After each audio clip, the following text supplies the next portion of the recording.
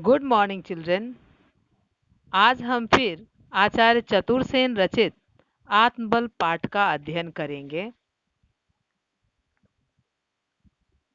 बच्चों, पाठ पढ़कर हम लोगों ने जाना कि अगर हम में आत्मबल है तो हम विषम परिस्थितियों का सामना करके अपने लक्ष्य को पा सकते हैं।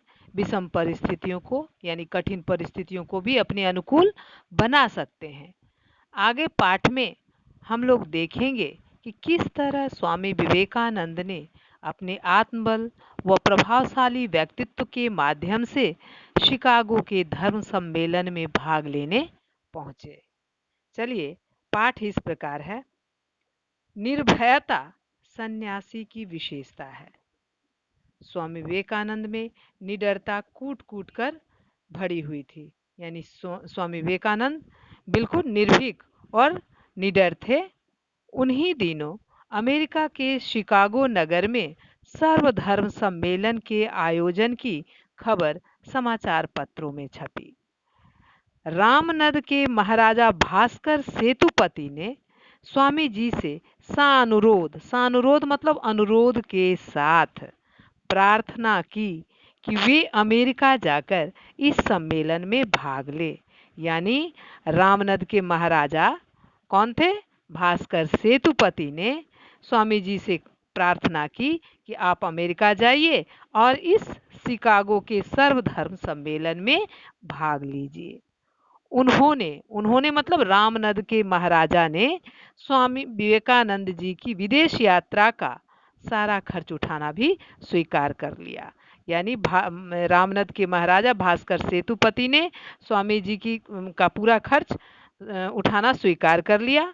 अमेरिका जाना निश्चित हो गया तो विवेकानंद जी ने अपने गुरु रामकृष्ण परमहंस की पत्नी को पत्र लिखकर विदेश जाने की आज्ञा मांगी। तो स्वामी विवेकानंद के गुरु कौन थे? रामकृष्ण परमहंस।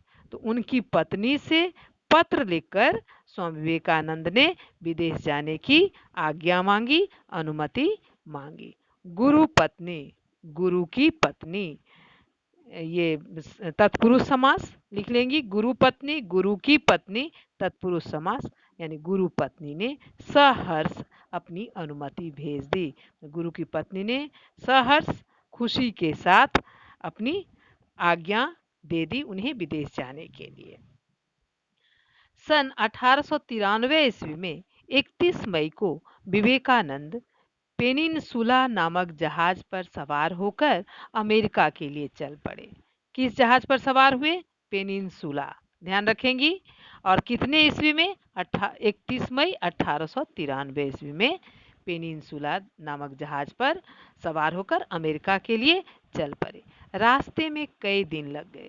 शिकागो पहुंचने पर उन्हें यह जानकर बड़ी निराशा हुई कि एक तो धर्म सम्मेलन होने में अभी 2 महीने की देरी है और दूसरे यह कि सम्मेलन में उनका भाग ले सकना कठिन है, क्योंकि उसमें वे लोग ही भाग ले सकेंगे जो किसी धर्म या संस्था के प्रतिनिधि बनकर आए हों। अनिश्चय की स्थिति में वे वहां से बोस्टन चले गए। मतलब वहाँ उनको अभी 2 महीने की देरी थी सर्वधर्म सम्मेलन होने में और वहाँ पर उनका भाग लेना कठिन था, क्योंकि वही लोग वहाँ पर भाग ले सकते थे जो धर्म या संस्था के प्रतिनिधि होंगे। तो इस अनिश्चय की स्थिति में वे बोस्टन चले गए। अमेरिका जैसे देश में बिना रुपये पैसे के 2 महीने बिताना कोई सरल काम नहीं था। वहाँ उन्हें कोई जानता तक नहीं था। पहनने के लिए उनके पास पर्याप्त वस्त्र नहीं थे। भोजन की कोई व्यवस्था नहीं थी। रहने के लिए कोई स्थान नहीं था। सब प्रकार के अभावों में भी उनके पास केवल उनका भव्य और प्रभावशाली व्यक्तित्व और आत्मबल था। मतलब उस कठिन परिस्थिति में भी बच्चों उनके पास क्या था? आत्मबल था और उनका व्यक्तित्व बहुत ही निराला था। बोस्टन की एक महिला उनसे प्रभावित होकर, बोस्टन की जो एक महिला थी तो उनके व्यक्तित्व से प्रभावित होकर उन्हें अपने यहाँ ले गई और उनकी सारी व्यवस्था कर दी। उनकी विद्वता से, उनके पांडित्य से प्रभावित होकर दर्शन शास्त्र के एक प्रोफेसर ने उन्हें एक सिफारिशी पत्र दिया ताकि वे धर्म सम्मेलन में भाग ले सके।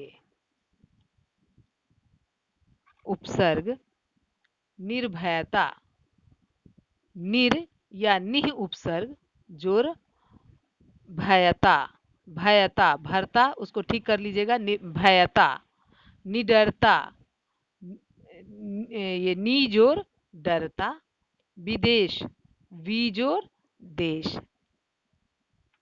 गृह कार्य नोट करेंगी। शिकागो पहुंचने पर स्वामी जी को निराशा क्यों हुई?